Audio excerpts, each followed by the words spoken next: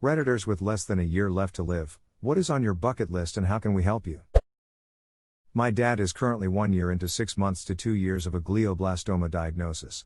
He has had a good life and didn't have much on his bucket list, but we are going to Key West this summer so he can enter an Ernest Hemingway lookalike contest. Edit, thanks for the gold, I will buy him a drink when we are there. Edit 2, thanks for all the kind words and offers for things. We do already have accommodations, and they have been to Key West at least a dozen times, so they have all their favorite spots mapped out already. I do plan on taking up Waganagaon noticed on his offer of a Coast Guard harbor cruise. I told my dad about it, and after explaining how Reddit works he got a kick out of it. If your dad wants to go on a ride on a Coast Guard boat, let me know. I can give you a tour of the harbor if I am not on leave when you show up. I have stage 4 brain cancer. I have confidence I will beat it though. I had it 19 years ago when it was self-contained, so I have a good idea what to expect. This time it is inoperable, because it is skull-based, but chemo begins next week. If I don't make it, I am content with that. I found out who I was and what I wanted out of this life 19 years ago, and no, unless your work is really important, it will never define you. I can say that I truly lived and can die at any time without regrets and full of inner peace and happiness. I can't tell you how important it is for all of us to take a step back, look at the big picture and find out what is really important to us. After that, life becomes very clear and the way to live it becomes even clearer. I'm not dying, that I know of, and only have had one health issue that's popped up a few times, spontaneous pneumothorax. What you said is spot on though. People go through life like their jobs, possessions, and money are everything. It's what it gets you that matters. Financial security is important, but beyond that, I don't care about my job. Living your life is what matters, however you want to do it. My fiancé was diagnosed with an inoperable glioblastoma, grade 4 in February. We are looking at maybe 2 years, but are hopeful that it can be prolonged with clinical trials. He has thought long and hard about his bucket list and always comes back to just wanting to spend as much quality time with me and his twin sons as long as possible. I could die tomorrow, any one of us could. So how can we help each other today? My dad was recently given a year or so after being diagnosed with aggressive prostate cancer that has metastasized to his ribs, pelvis, spine, femur and tibia. He just hit 66 and retired last year, then boom, terminal diagnosis. He's a big Final Fantasy 14 MMO player is his retirement. I don't even know what he'd have on his bucket list that's not family or FF14 related.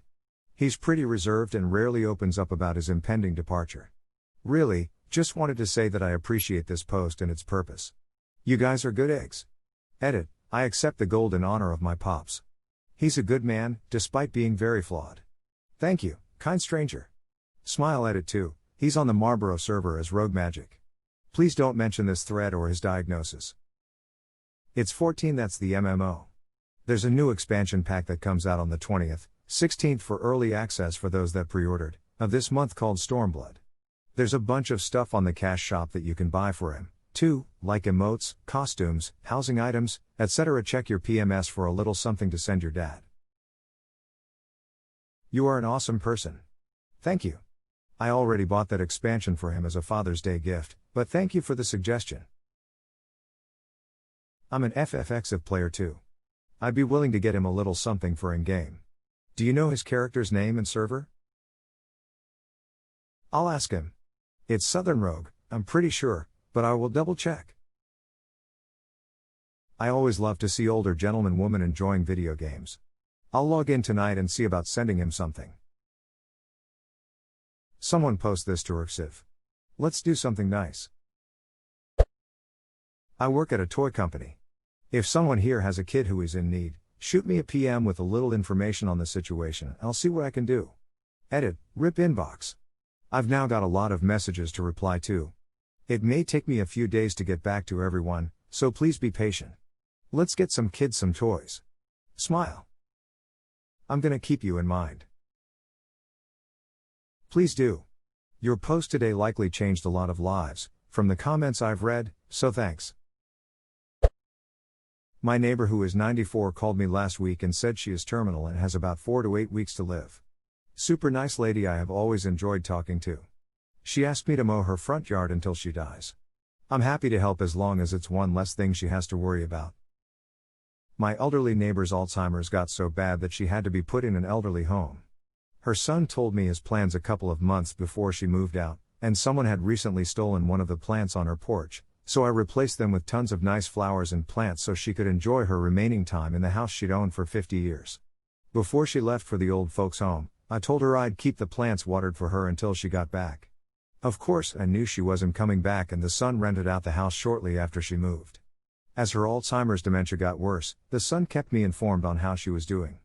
Until the day she died, she talked about me every time he visited, and her story got more and more elaborate. I really just replaced some plants that were stolen, but her version of the story morphed into that nice boy next door who chased off the burglars. One of the last things she asked on the day she died was, "Is that nice boy next door keeping my plants watered?" I miss her a lot. Just to put it in people's minds, lots of people around the world constantly need blood. Whether it is leukemia, accidents, or blood disorders, there is a constant need for blood.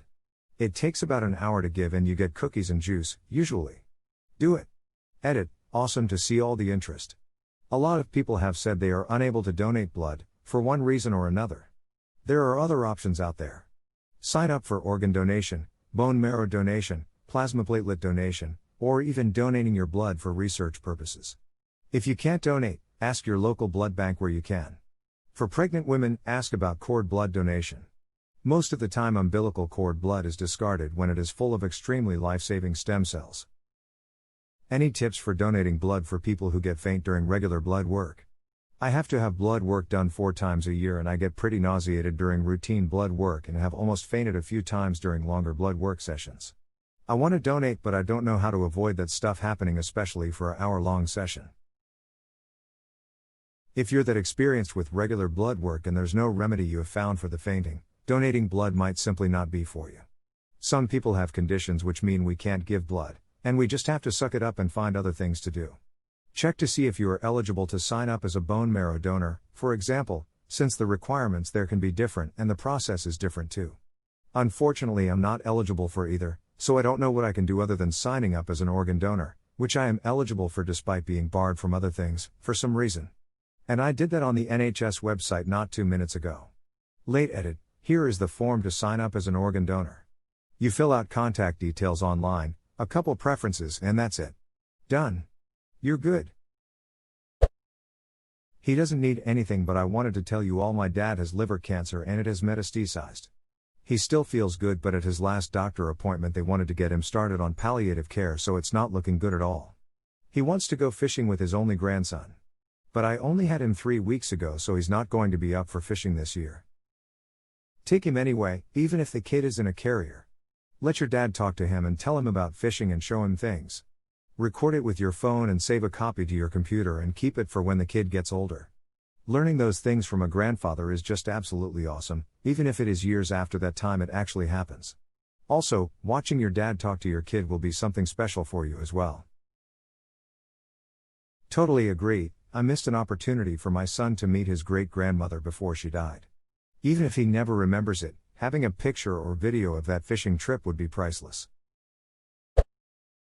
We just had our 3rd child. Found out during the pregnancy that something wasn't right. Baby is healthy, but it's an 80% chance that I have cervical cancer that has spread. I'm not even 30 yet. Edit, thank you everyone for your kind words and advice. You all have been wonderful. You have given me hope. Life has been extremely stressful lately since I left my job at USPS.